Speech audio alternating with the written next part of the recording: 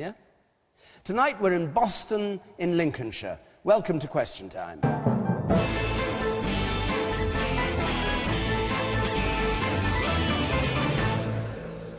And as ever, a big welcome to our audience at home, to all of you who've come here to put the questions, and to our panel, of course, who don't know what those questions are. Conservative Defence Minister, Anna Soubry. Labour's Shadow Attorney General, Emily Thornberry. The leader of UKIP, Nigel Farage. The poet, Benjamin Zephaniah. And the economist, Vicky Pryce, briefly detained at Her Majesty's pleasure earlier this year for taking her husband's speeding points, which she's written a book about. Your panel.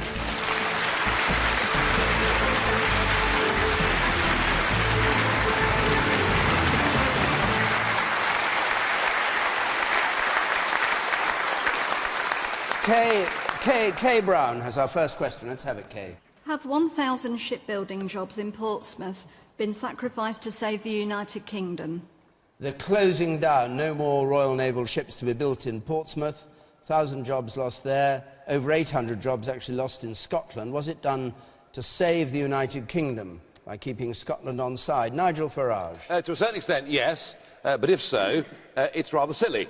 Because if the Scots were to vote stupidly to divorce themselves from Westminster next year, and our shipbuilding capacity found itself on the Clyde and not in England, actually, through EU procurement rules, we wouldn't even be allowed to directly source ships from Scotland. So I think even if it has been done for that reason, it's a mistake. I have to say that I find what has been done to the Royal Navy by the last Labour government, but particularly by this coalition, even before the 1,000 jobs in Portsmouth were announced to be lost yesterday, Portsmouth had already turned into a museum city, and pray God that the Argentinians don't re-invade the Falklands, because if they did, we wouldn't even be able to do a single thing about it, and the whole thing, in my view, is a crying shame.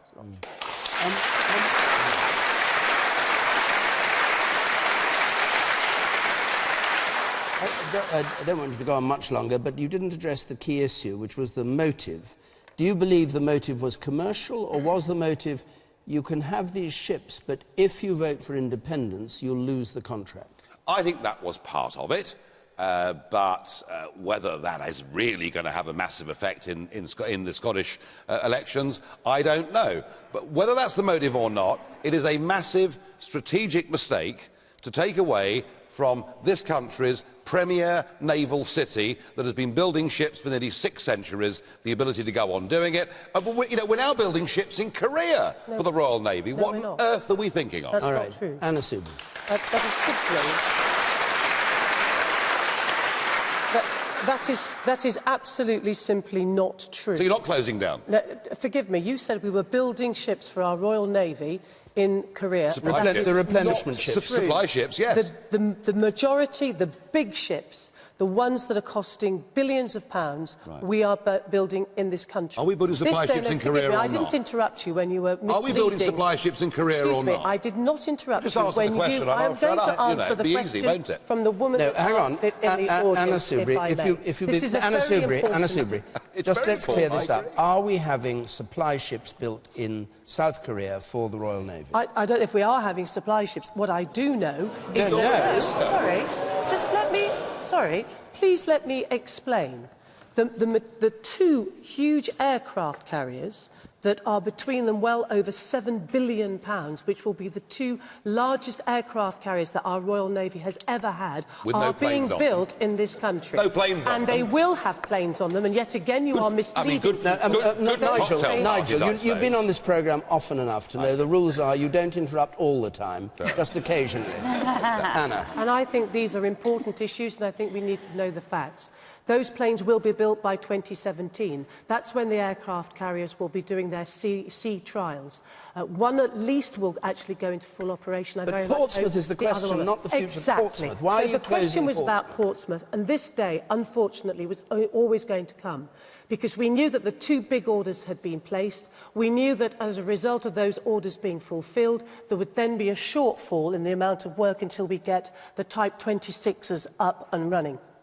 And even if we go ahead and commission these new Type 26s, there will still be a shortfall in work. That was always known, unfortunately, when we entered into this agreement. In fact, it was the last government that entered into a contract that everybody agrees was absolutely dreadful. We have sorted that out fully to our credit, and we have filled a £38 billion black hole that we inherited from the last government. And far from people, if I may say, running down and criticising our Royal Navy, we should be praising it for the outstanding work it does. Nobody's been questioning that. And I want to Anna, and can I just go back to Portsmouth, which was the question? What happens? There will be 11,000 jobs still in Portsmouth supporting our Royal Navy. What happens if Scotland votes for independence to those contracts? That's the question. We don't know. In this sense. You don't know? Because haven't you this thought about government... it? Well, of course we have. Well, and so this government... Why don't you know... Well, am I going to be allowed to finish my sentence? You always seem to get away with it. OK. Because this is important stuff. It is as follows. We take the view that the Scottish people will do the right thing, that they will not vote to leave the United Kingdom. They will remain in the United Kingdom.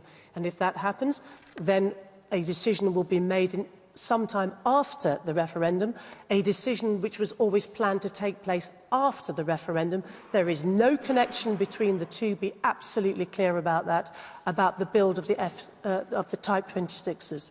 But if Scotland were to vote for independence, you would inevitably reconsider whether to build warships in Scotland? We will take a decision on the Type 26s as we have always planned to do after the referendum. The referendum is completely separate to all of this, and it is also separate to yesterday's announcement. Yesterday's announcement was made by BAE Systems on commercial grounds. Can I then ask you why your boss, Philip Hammond, the Defence Secretary, said that the UK hasn't, except during 2 world wars, ever placed orders for complex warships outside the UK. I don't anticipate the UK would wish to do that in the future, and I think there's something there the people in Scotland need to think about very carefully. Yes, and the question is? The question is, why did he say that? Well, you'd have to ask him, but it sounds to make a lot of sense to me. Well, you're part of his department. What he's saying here in effect, is if Scotland votes for independence, they won't get those No, I don't think the decision about the Type 26 it'd be outside the UK, wouldn't it? It would be, if that's what the Scottish people do. Precisely. But my view is that the people of Scotland will make the right decision, which is to stay within the United Kingdom. Vicky Pryce. Well, I mean, it sounds on the face of it as if there was a political decision that's been made, whether we like it or not. However, underneath all that, there is a commercial reason why this has happened. Unfortunately, Portsmouth has suffered from this. And that is that, indeed, orders are not forthcoming for whatever Portsmouth thought might be happening there in the future. So there has to be some reorganisation. But the greatest issue for me is what happens to defence policy in this country. Is it an indication that we're going downhill? Or is there still a future? Of course, we have all these big orders coming up. We have the aircraft carriers being built. There will be some planes also that will fit on them. And there's going to be more stuff being done. But our percentage of, in terms of GDP that goes on defence, which is very high at present, it's one of the highest in the world. We're fourth in the world after the US, China and Russia, is going to be going down without any doubt.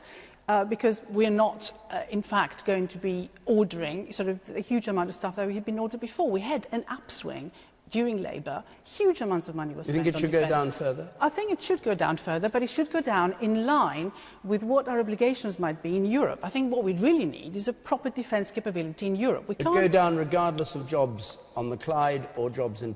Well, what you can do... Well, yeah, what you can do, you can still do an awful lot of supply. What we were hoping for Portsmouth was that we'd be doing a lot of work for other countries that are, in fact, spending quite a lot now in refurbishing their own sort of capability, such as, for example, Japan, which is now spending quite a lot, surprisingly, on this. But those are not forthcoming. So it wasn't that we were going to be doing an awful lot of the things for us. We were going to be doing a lot of things for others. And the best thing to do is to do a European Yes, but the UK politics of it, the UK politics of it, do you think these orders were placed on the Clyde in order to keep Scotland on side?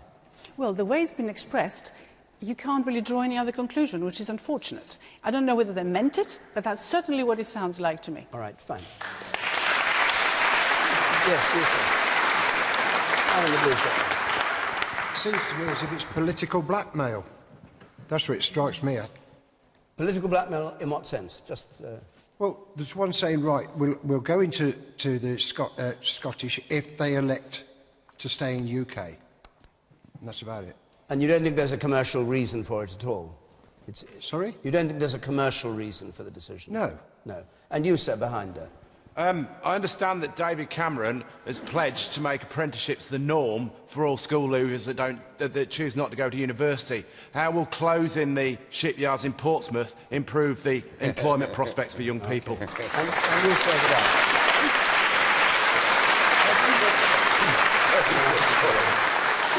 I served in the Navy in the 1970s and 80s, and we had 10 times the amount of warships we had then.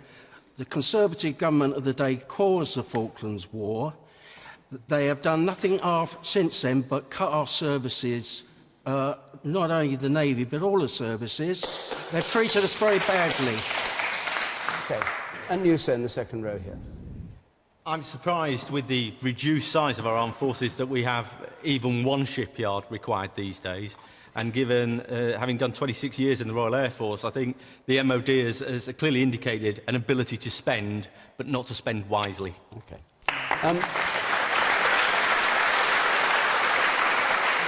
Emily, can I bring you back to the point made by the gentleman there, that this was blackmail of Scotland, this decision? I take what people say, that mixed messages have come out of the government in terms of what it was, what the reasoning is behind this. But I think on the face of it, it looks like it was a commercial decision that they had to make. And they had to decide which yards to go for. And I think that it's tragic that Portsmouth has lost its place as building ships for the Navy. And as has been said, they've been doing this since the time of Henry VIII. So I think that it is tragic, but, you know, shipyard needed to close and the decision was made. I think in the future, though, I think that with the referendum coming up, it may well be that there will need to be a political decision to be made. And I think that we should be clear-eyed about that. I think that the UK must not lose its ability to build ships for the Navy. And if Scotland becomes independent, I think that it is quite likely that there will be a political decision made as to whether to go ahead with building those ships in Glasgow. OK. Oh, and sorry, may I also say, because I thought this was going to come up, I've got it written down on my pad, £38 billion black hole. Can I just say, right, we're getting this from the Tories all the time. They have been asked to work out, to tell us exactly how that adds up. Where do they get their numbers from? How does it figure? There isn't a reputable economic organisation that can back up what they say, including the National Audit Office. And we asked them to work out what this 38 billion is, and we've yet to have an answer. I don't know if we're going to get it tonight, but their sums do not add up. They bandy these figures around. Right. It's obviously come out of Linton Crosby's back pocket, but it does not make any sense. OK. Benjamin Zephaniah.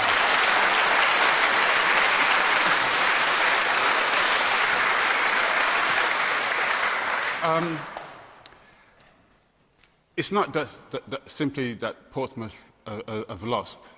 People in Scotland, I don't think they are celebrating, because people in Scotland have also lost jobs. Yes, I think about the workers and their jobs.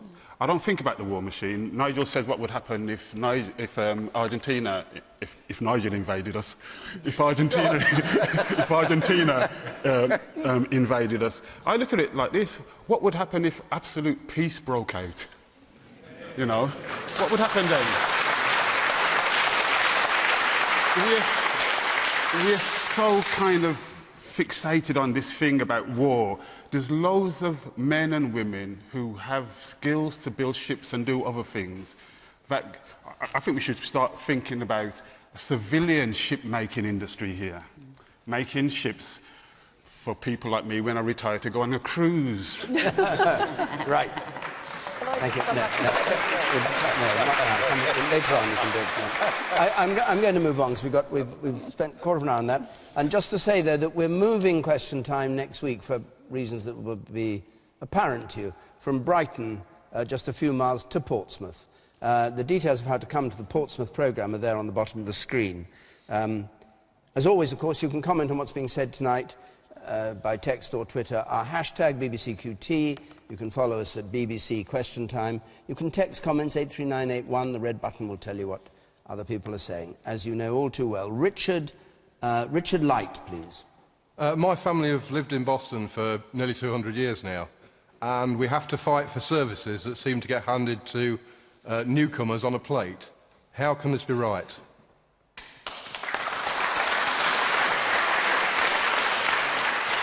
Nigel Farage.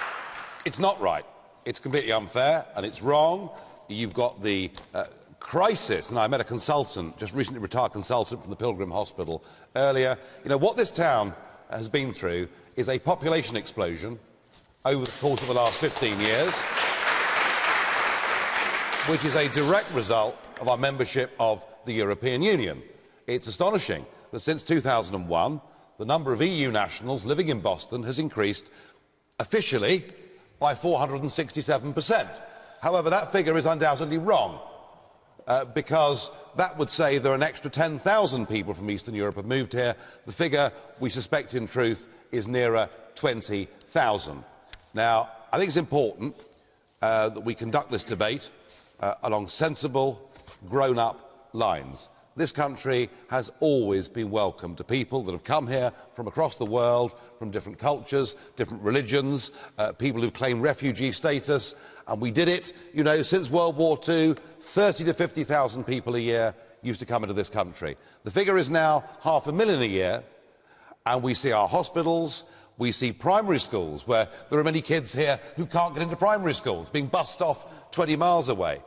We see a benefit system designed primarily for people and families who paid in for generations, now being opened up to people who've been here literally for a few weeks.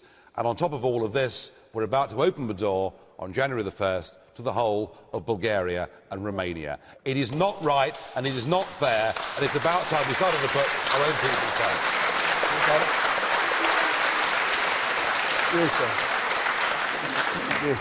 The rhetoric is also negative. I work in a college where there's students from all different backgrounds, and the positives that brings, and the situation where they're prepared for real life, where they're going to meet in international businesses and all this that goes on.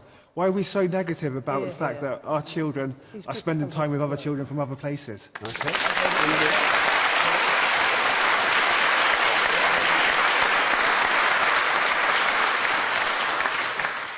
I absolutely agree with the previous comment there, but we also have to look at the latest OECD report, which actually indicates that migrants have been beneficial to this country, not in a negative way.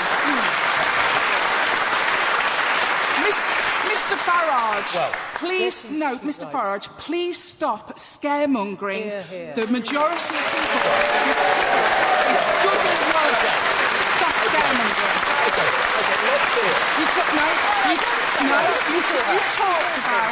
You talked about let's have a grown-up debate. Let's have a grown-up debate with facts, not scaremongering, and not Daily Mail politics. I sat here 10 years ago on this panel with David Blunkett, just as we were about to open the door to Eastern Europe in 2004. He said there'd be a population increase of 13,000 people per year in this country. I said that was nonsense because logic said if you extend to poor people the ability to come to a rich country, they'll come in huge numbers. And in the first 2 years, 800,000 people came. That, madam, is a fact. All right. That's really important. Mr Farage, sorry, I just think it's really... Sorry. I think that is not backed up by the figures. You are bandying about figures that don't have any... I'm talking about an OECD report. Now you don't like and it, do you? we're talking about the positive contribution and the positive financial contribution. What about the unemployed youngsters? All right, what about the 1 million young people in Britain who haven't got jobs because they're now priced out of the market? What about the working class people in Britain? You've not been given a chance. I'm a working class.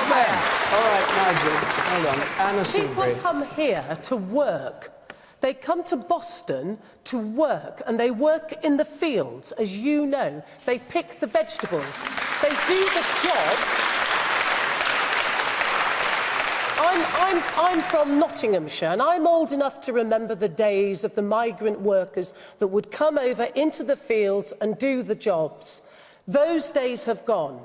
The real debate is about why there are so many people in our country who choose not to work. These people, I feel, as you can hear, with some passion. I don't like your tone, Mr Farage. They're discriminated no, against. Please, you're at it again. They're not given interrupting. jobs. You talk about facts. In my constituency, your party put out a leaflet saying 29 million people from Romania and Bulgaria were going to flood into our country. Well, the population's only 27.5 million of the two of them. You don't talk. You do not talk facts. You talk prejudice. Everyone can That's come. what you talk, Everyone and you can come. scaremonger, and you put fear in people's hearts. Look, times are tough. We know that.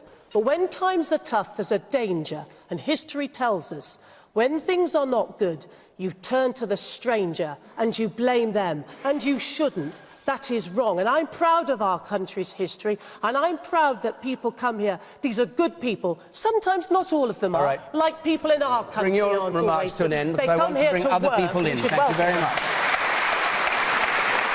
The person there, yes.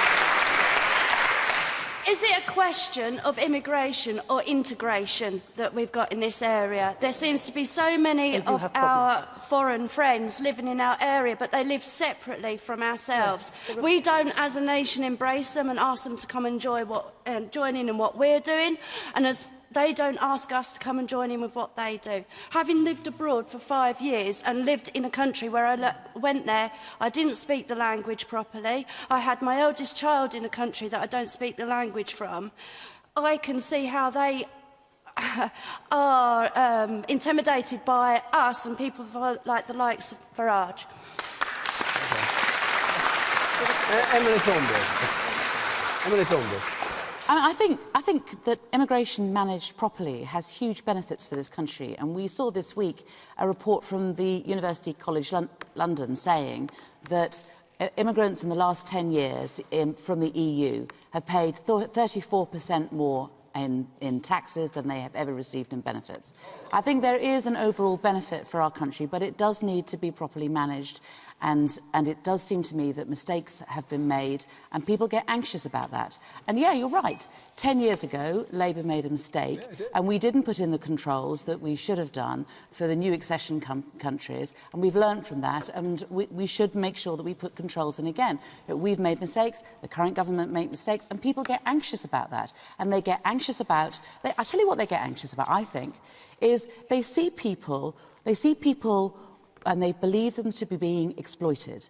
They see them not being paid properly. They see them in homes of multiple occupancy, where a family house will suddenly have 8 people in it, and there'll be this hotbedding going on, and there'll be lots of cars outside. They see people, having to pay gangmasters. They see it not being properly controlled, and they see themselves being undercut, and people having to work in unsafe conditions, which no one else would agree to do, and quite rightly. Yeah. People should be paid a decent wage. They should not be exploited. They should not have to pay these sorts of rents, and there needs to be some form of control over that. And that is right. That is right, and we should not allow this to continue. And it does seem to me that this is the sort of management that we need to have. Emily, you say manage it, and I agree with you. I agree with you.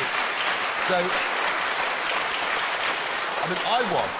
I want us to have a managed, sensible, open immigration policy into Britain. What I don't want us to do is to have an open door to nearly 29 million people. I'll tell you what you want. So would you, given that you want a managed immigration policy, would you agree with me that it is wholly irresponsible on the 1st of January next year to say to 29 million people, as many of you that want to come can? Should we manage that? I'll tell you what you want. Should we manage that? Let me just tell... I'll tell you what you want. Well, yes or no, you want to do part of this race to the bottom. I've got a note here of your policies. You've got notes on everything, haven't you? But there you are. When it comes to people's rights for work, right? You want to get rid of maternity leave. You want to get rid of sickness leave. I'll tell you what you want to do.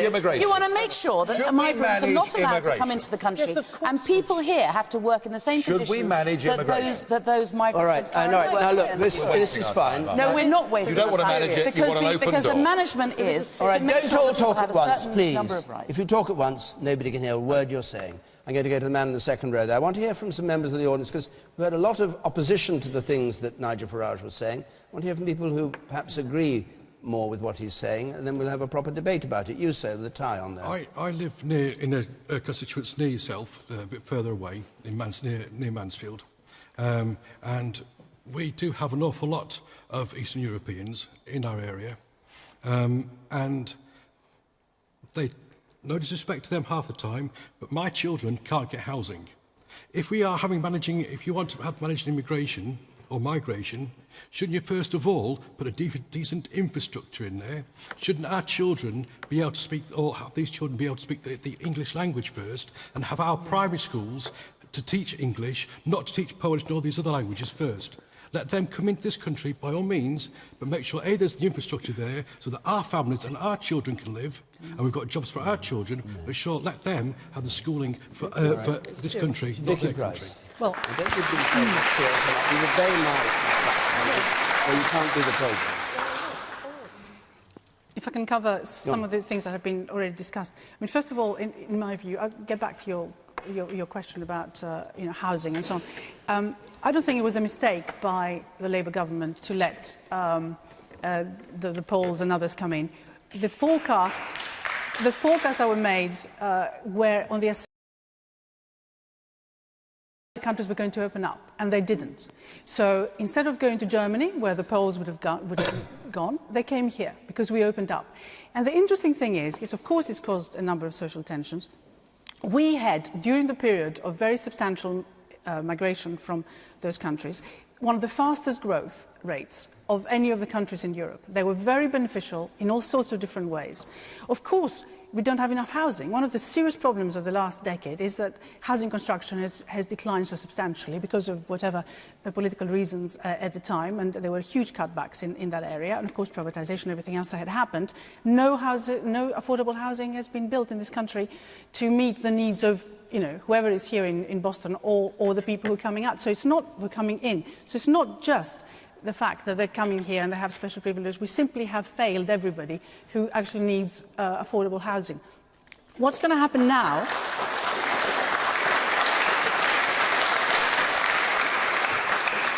What's going to happen now in terms of the scaremongering that we're hearing is that we're not going to get the 29 million, even though I agree about the figure is an exaggeration anyway, but because the other countries are opening up. So the Bulgarians mostly go to Germany and Austria. The Romanians mostly go to France and Italy because of the languages. Yes. And that's what's going to happen. We're going to get a certain percentage, but we're not going to get anything like what Nigel Farage is worried about. And we should actually welcome that. Remember, there are 2 million Brits who live abroad in Europe. If we want to start putting controls... All right. On the front row here, you sir. As a foreigner, I lived in England for quite a long time, and what's worried me since I moved to Boston 2 years ago is the integration. I work with people in places where people don't want to speak to you English. You talk to them English and they answer you in their own languages. They don't want to learn. You try to explain things and they talk to you again in their language. The kids are suffering in Boston probably with these languages because once my son, he's only 11 and he starts swearing in Russian.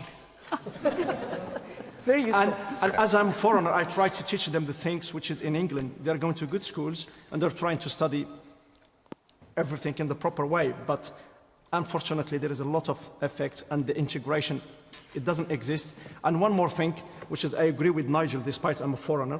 That's all right. No, it's the system which is of the benefits. Most of them, they come here and they start claiming on kids they don't exist. That's right. Most of them are learning how to claim and get benefits. And I heard some of them, they say, well, there's a lot of money in England, I'm going to take as much as I can. I've been working all the time I've been here, and I've been doing well, and I worked hard. So I think the integration is a big problem, and the government has to address this issue to make it clear to people when they come to England. Yes. Otherwise, we're going to lose the identity in the British way. Well and it is getting lost. Thank you, Zephaniah. Excellent.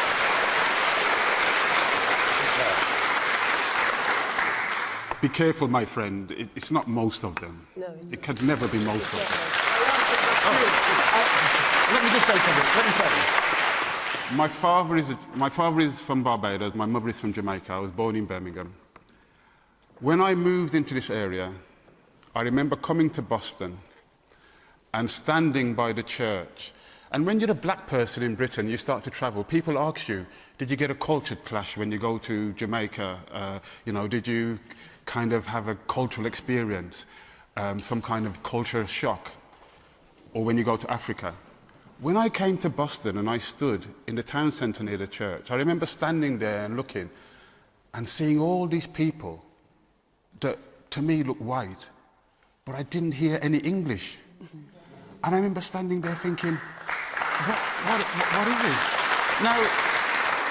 Now, I'm not saying this negatively. I started to think about it and I started to understand about migration. I ended up making 2 television programmes about it. A lot of the things that people say about the houses and the services are real myths. We've had about 3 inquiries into them. For example, 1 year, a lot of local people said crime had gone up. It had actually decreased by 2%. Right? The Pilgrim Hospital said they probably, if it wasn't for the migrants, would have probably closed their maternity ward. Imagine for Bostonians, if you had to have a baby, you had to go to, I don't know, Lincoln or Peterborough. You would then be really complaining. And, you know, when I made the film, I remember a farmer took me to one side and he said to me, Benjamin, I used to be a good old-fashioned racist. You know, he was honest to me. He said, I would never talk to black people, I would never talk to foreigners. But I tried to get local people to work on my land. And he said he couldn't. And he said he couldn't even get his own family to work on his land. And he would prefer to employ local people, but he couldn't.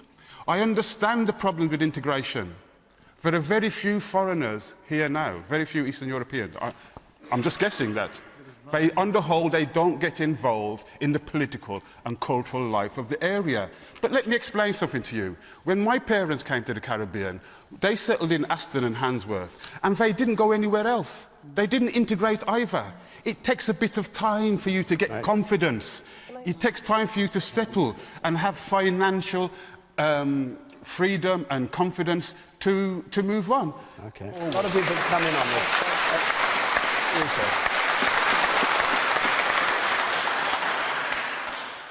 The panel talk about scapegoating and anxiety, but my anxiety to the migrants is a reality. Now, 2 weeks for a doctor's appointment, 4.5 hours in A&E, way to be seen. But you get that all over the country. Never had that 10 years ago. Yes, I think it is fair. I mean, we know that there are particular difficulties when it comes to funding in Boston, and I know that the local schools, for example, make a very good case that because so many children don't have English as their first language, they actually need more money. So I'd be the first to put my... The government has actually given them a very large No, amount of we need... money. And 88% of parents get their first choice school? Yeah, no, that wasn't the... I wish in my borough they had 88% The point I was going to make was we know that there are problems with the funding for local authorities, and I know that that's something that's been taken up by the local MP and it's been taken up in the DCLG as well. But I would also say this: yes, we do have to control immigration, we do have to manage things properly, and we do have to make sure that when people come here, frankly, they don't take the mick, they don't exploit our system, and that's one of the things the immigration bill will do. But how can you manage it if you have an open border? No, because Vicky's made that argument very well, she's explained it, and you are putting fear into people's hearts when people don't need to have that fear. They really don't. The woman here on the right. Yes, you. Yeah, it isn't a them and us. It's about integration, but the integration takes time. The town needs money. We are waiting too long for doctors' appointments. There are all these things. But the other thing is, as a councillor, I'm finding with some of the young youngsters that are coming, the young Eastern European teenagers that are coming to the college where I work, that I'm having lots of problems with them with anxieties, because when they come to this country, their parents don't speak English. They go to school to learn English. They end up dealing with the council. the gas board, telephone people. They end up becoming the adults within the house. By the time they get to their teenage years, they're then having problems with panic attacks, anxiety. They've lost their childhood. The government should be looking at what happens when we have the immigrants coming in. Fine, there's nothing wrong with the immigrants coming in. That's great. We need them. We want them. They integrate well. We have too many in Boston because we can't cope. The infrastructure cannot cope. Doctors, hospitals, schools cannot cope. The man up there I'd like to hear from some more members of the audience. The man up there on the right, on the far right there, yes. That's not a political statement, it's geographical. The original questioner mentioned newcomers. And immediately, Nigel Farage assumes that to mean Eastern Europeans. Well, my wife and myself are newcomers, but we came from Northamptonshire. Wow. I'm a newcomer. We are also using the local doctors, and we also have to wait. But we're not blaming the Eastern Europeans because we have to wait. Well, yeah, OK, sir. You know, hopefully from Northampton you've integrated fairly quickly here, I'm not sure. No, I'm not so sure. It's no different. But the basic point I made, that the official figure shows that the population of EU migrants in Boston has gone up by 500% since 2001, and that's an underestimate. That figure holds. And of course that puts pressure on schools, hospitals and local services. It's because But it would put pressure on because it's such a lovely place to live. Yeah, but they wouldn't. You in the check shirt in the third row. Yeah, I think there's a big problem with immigrants coming and taking seasonal jobs. But I think they must come on a one-way ticket because there's not many people going back after the jobs are finished. And is the work still seasonal? Sorry? Is the work still largely seasonal? It is round here. I mean, I work on a... Has it not spread now? Sorry? Has it not spread to the 12 months? Not really. No, not on the farms and things. And cabbage picking. I mean, it does unfortunately make sense because, and I'm sure you're right, and that is because going back home doesn't give them jobs that they would like to have, because Europe has been in a bit of a mess and crisis. So we have, certainly in the UK, seen lots of people come who would have normally gone back, either seasonally or pretty quickly after they made some money here and returned because their economies were doing reasonably well. But that has stopped for a while. But hopefully, what you might see is lots of people leaving if the Polish economy does as well as, continues to do as well as it's done recently. So it may happen. So unfortunately, we've been hit. And that's why there's so much anti-sentiment, sort of negative sentiment about it, by the fact that Europe has done so poorly economically. But I have just one little case study to tell you and why we need to really worry about what Nigel is saying. And that is Greece. I'm Greek myself and came here to study and then stayed.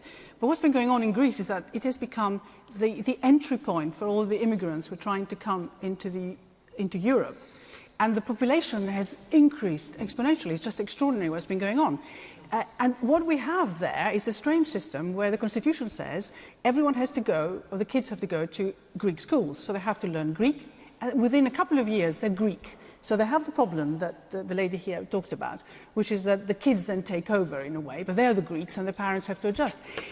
What has happened, of course, because of all these immigrants coming in, is that the nationalistic tendencies have increased hugely, and we ended up with a party which took quite a lot of seats in government, which has now had all its leaders arrested because they basically were inciting violence against the immigrants. And that has become a serious issue in Europe, and it's not just in Greece, but it's elsewhere too. What we really need to watch here is that we don't end up in the same situation of blaming the foreigners for whatever it is that may be wrong with our own economy. It is... I just want to remind people that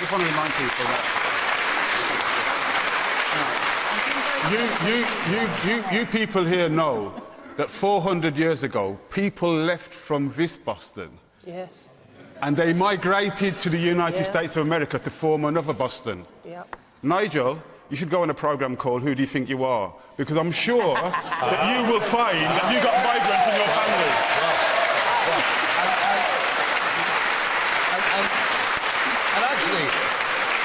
And actually, Benjamin, what is really interesting about this debate is everyone around this table says we should have a managed migration policy into this country, which I completely and utterly agree with. But the elephant in the room, And what the three parties won't talk about is the fact that if you're a member of the European Union, which has now admitted very poor countries, you have no management at all. There are no restrictions on the numbers of people coming to Britain next year from Romania and Bulgaria, and that is irresponsible, stupid, and against the interests of our own people in this country. That's the point. I'm going to take one more point from the woman in the centre there. I still think you're a migrant. Undoubtedly. No, undoubtedly. Yes. I'd like to go back to what the lady said before about our youth not wanting to work and not wanting these jobs. Is it just coincidence that in 2004 to now, our youth unemployment has doubled? Exactly. Is it just coincidence? Not in Boston. Exactly. Can I National, I'm talking as a whole. Can I say, Emily I think there's Thornberry, something, I think in terms of youngsters, I think that all local jobs should be advertised in the job centre, and I don't think that all of them are, and get to give youngsters a chance. Not in this country. 800,000 jobs were not advertised in this country, only abroad. Yeah, and I'm saying that they should be advertised. I think they should be advertised in the job centres here, and if people want to advertise them elsewhere, that's fine. And you might then start getting a bit of a break-up of the workforce, as opposed to, you know, there being an advertisement somewhere and people coming over, which I don't think is right. The other question is, and I think the future is with the youngsters, and some of the things that people have been saying about the schools is really important. In my area, in my part of inner London, we have people from all over the world come to my area, and a lot of the mothers don't speak English, and we started teaching English as a second language attached to the school. So the mums would come in with the kids. The kids, frankly, don't have any problem learning English. I mean, there was a boy arrived from Korea, and in 6 months, having not spoken any English at all, he's now speaking it fluently, but his mother was a different matter. And the school, it was a really good school, set up classes attached to the school. And in that way, because the mums wanted to be able to talk to the teachers, and that was their motivation. And in that way, we can work towards some sort of integration. But I think you're right. The key to this is youngsters. Can I just ask you one thing before we move on to another question? Why did Labour, according to Peter Mandelson, send out search parties for people to come to this country to work in 2004?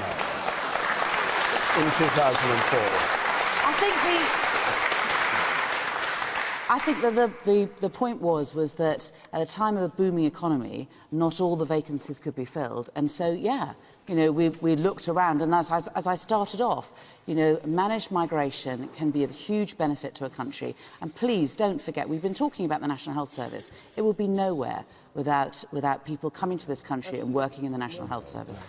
OK, we'll move on. Paul Tuplin, please.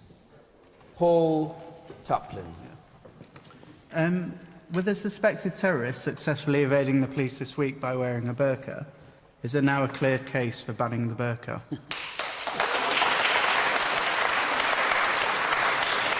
This has been causing some trouble to the Home Secretary, and we'll hear from Anna Soubry on it in just a moment. But this is, of course, Mohammed Ahmed Mohammed, 27-year-old, who was in a mosque and then was curiously put on a burqa and was then spotted by CCTV leaving in a burqa, which I thought would be no disguise at all, because how would they know it was him? But anyway, apparently they did. Vicky Pryce, is there a case for banning the burqa?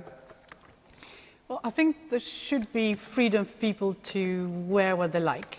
So we should look at the two things separately. Whether someone disguises themselves by throwing a sheet over their heads and are able to disappear has nothing to do with whether we approve of women wearing burqas. So let's agree with that. But in theory, people should be free to choose and look the way they like and cover themselves if they want to. My worry is that a lot of those decisions to wear, you know, whatever it is that perhaps your religion or perhaps your family think is appropriate, may be made either under duress or the girls are already indoctrinated enough to believe that this is what they should do, and that in the end they may not have a choice. And that because of that, I think that burqas are a bad thing. And I'm not sure they should be banned, but certainly they should be discouraged as much as possible, because women should be able to be like any other member of the community, you know, engage in any other activity. I was shocked. I was, in fact, strangely enough, I was about to go and do a fringe event at the Conservative Party conference, and I was in some hotel and saw this lady wearing a full garment with her children, trying to eat this egg. And I didn't really know how to do this, really. And she was sort of lifting her little veil and eating it. And I felt so sorry for her at the time. And I thought, surely no person in the right minds could make a decision to wander around completely covered up. So my view is, if we can manage to reduce it as much as we possibly can... Right, but you wouldn't ban it? I wouldn't ban it, no. Right. Anna Soubry, your great hero, Kenneth Clarke, of course, said this week that it's a most peculiar costume for people to adopt, a kind of bag. Is that your view too? I don't think I'd call it a bag, but I mean, actually what Ken was talking about, he's talking about whether or not it should be allowed to be worn in court. And he's right. You shouldn't be allowed to give evidence, be you a witness or be you a defendant, if your face is covered. I would not, I'm absolutely with Vicky on this, I would not ban the burqa to be worn around the streets. I'm an old feminist. I wish people didn't do it. I wish women didn't feel the need to cover their faces with veils. But I would not deny them the right of doing it. But like Vicky says, I think we have to look at why some women do it. I accept that there are some women who subscribe to Islam, who do it saying that they are feminists and they do it from free choice and so on and so forth. I find it a peculiar concept, I have to say. But I would not ban it. The woman up there on the left, in the second row, yes, from the back. Yeah. Yeah, I agree with the women that I think that we should have freedom of expression and freedom of religion in this country. However, I think we should recognise there are certain occupations where the burqa inhabits the interaction between the caregiver and the care receiver, such as a school teacher or a nurse or a doctor. Yeah. And I wouldn't like it for those situations.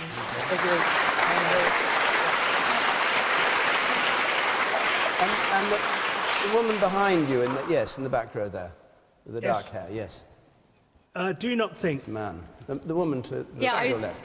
I was going to say, obviously, there is the differentiation between the full face-covering burqa and wearing a burqa, and is it not more of a cultural issue than it is a religious issue? OK. And the gentleman there in the back, second row from the back. If we're a society that fully accepts the wearing of the burqa in the UK, which I fully appreciate we're a multinational country, are Western women similarly welcomed wearing their choice of clothing in strongly Muslim countries?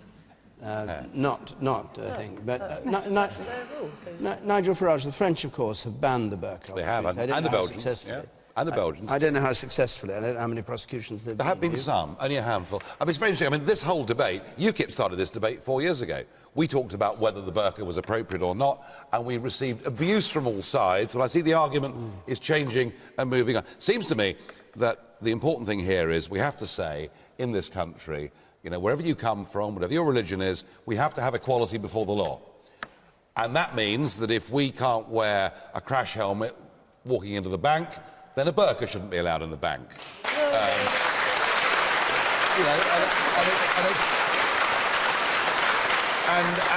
You know, and the same goes for airport security or getting on the London Underground or whatever it is. So equality before the law. Sorry, getting on the Underground, travelling on the Underground. I tell you what, if I donned a balaclava, you know, and went round the Circle Line all day, I don't think it'd be terribly long before I got a pull from the police, really rather worried about who I was. So let's have equality before the law.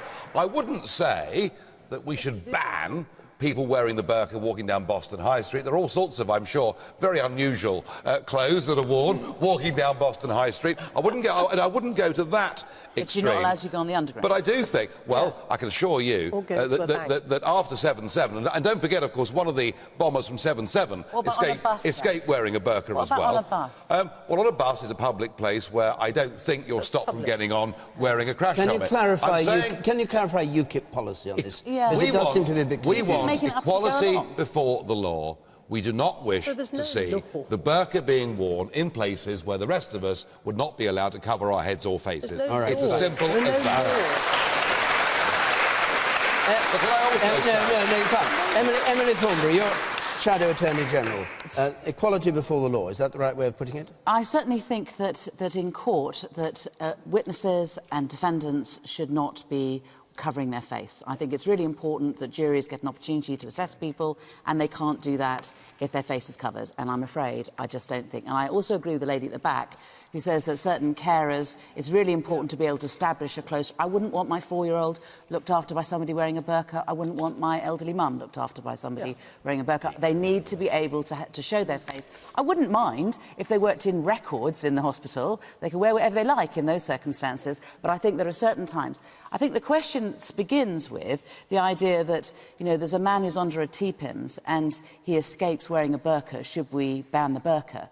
I mean, a few weeks ago, somebody under a T-PIMS escaped in a taxi. Should we be now banning taxis? All right. Benjamin Zephaniah. Briefly, if you would. The episode you mentioned, it was kind of Keystone Cop moment, I think. I remember when there was a truant officer who used to go around and chase kids who were playing truant, and he got me one day, I was playing truant, and he put me in the car, the back seat. I just went through, and I went through the other door. And he drove off, he jumped in the car and drove off without me. It kind of reminded me of that moment. Look, you know, there is nowhere in the Quran where it says a woman has to wear a burqa. Yeah. But I'm going to tell you one reason. I had a secretary that used to wear a burqa. She didn't wear a burqa, Nigel, until she went on the underground. And she was sitting on the underground and somebody said to her, "You look suspicious, can I look in your bag?" And she said, "I'm a student, why do you want to look in my bag?" "You make me nervous," he said. And the whole carriage turned against this young girl. And she came to my office that day. I took her home, and she became... Politicised, yes. She said, "If you can't accept me like I am, then I'm going to go back to my shell." Yeah. I believe that if you're in court, there should be some kind of compromise where you can give evidence in private or whatever and show your face. But the main thing I would say to the Islamic community is, look,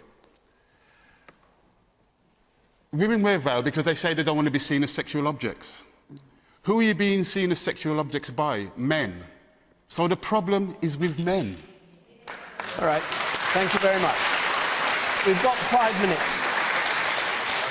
We have 5 minutes before the programme ends. Mark Finney has a question. I'd like just brief answers to this, but it's topical today and indeed every day. Mark Finney. With regard to today, is the possibility of somebody snooping on our personal emails a small price to pay for our security? We heard the three heads of the security services before the House of Commons today. And is it a small price to pay to have them snooping on us, Emily Thornberry? It's a really difficult balance to always get, because on the one hand, I mean, it's our first duty as politicians to make sure that citizens are safe, right? But we also have a duty to ensure that our fundamental rights are not encroached on unless there is a really good reason. I don't see why there's really good reason for security people to be able to browse people's emails. I think they need to have strong reason to be able to look at the content of people's emails. There's certain amount of evidence that can sometimes be gathered by just simply who's contacted who and when, and that sort of traffic flows, and that's a different issue. But actually looking at the content of an email, I think they need to get a court order or they need to get permission from someone else. I don't think they should be allowed to have access. And I think that the checks and balances that we have on our security services at the moment need to be looked at again. Okay. Benjamin Zephaniah, if you could be brief, because we've only a few minutes left. Every time you come to me, you want me to be brief. I know, but that's like... No, I'd like you to go on forever, but I can't let you. Our adversaries are rubbing their hands with glee. Al-Qaeda are lapping it up, is what they said about the leaks from Edward Snowden in the House today, or in the committee today. Do you agree with that? No. I hate the idea of people looking at my emails, snooping on me. And, you know... This has all come because of the Snowden thing. When children are in school, we keep telling them to tell the truth. If they see something that is wrong and corrupt, and they see people in power abusing their power, tell the truth. The National Health Service has whistleblowers lately, whistleblowers who have lost their jobs and are suffering because of it. and we punish them for telling the truth. So what are we saying? That people who are powerful, we don't tell the truth about people who are powerful? I think it's really important that we know exactly what our security services are doing, and if they are going to snoop on us, that they should have orders from government, from higher up. Because, you know, a lot of the investigations that they've done, I think, how many, 30-odd have been... 34. 34? Most of them come to nothing. Most of them come to nothing. So, no, I'm completely against it. I don't think they should be snooping on us, and I don't think it lessens our security. Anna Soubry. No, I largely agree with what Emily said, actually. I think it is a question of checks and balances. It is difficult because it is the duty of every government to make sure that its citizens are safe, and sometimes that means that there are encroachments on civil liberties and privacies. But again, if the right checks and balances are put in place, whether it's orders that are obtained by judges, whether it is some form of judicial overseeing and appeal to judges, then I think we can begin to put those right checks and balances. But it's difficult because, as I say, the overriding duty of us all must be to make sure that we are safe, and sometimes that means we have to encroach on people's privacy. Vicky Pryce. I think it's too high a price to pay. And that has been reflected in the shock we've all had. And look what's going on in Germany. I mean, why are people bugging Merkel's phone? You know, it's just gone crazy, and we've had no checks and balances. My worry is that it's just gone too far, and bringing it back is going to be very, very hard to do, and I think we need to be much tougher about what goes on right now. Quick comment from you. Brief, if you will. It's not very nice being snooped on, but it's better than being blown up, and other people getting blown up.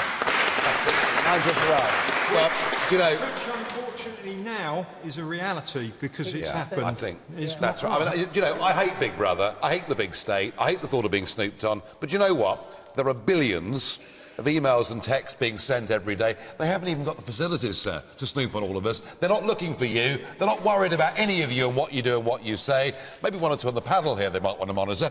But really, you know, they are, and I think I take the view of the last contributor, that actually we do face some huge threats. And Benjamin, one of the reasons why 34 potential terrorist attacks in this country have been thwarted is that they have been able to get on top of it before time. We face some tremendous threats in this modern world, and I think we need to have some faith and confidence and belief in our security services.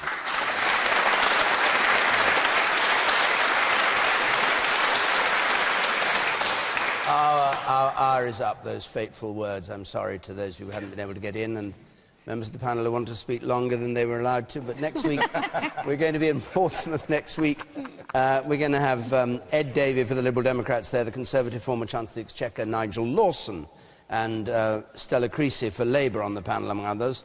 The week after that, we're going to be in Salford in Greater Manchester. And this is a rather curious programme, I just better explain.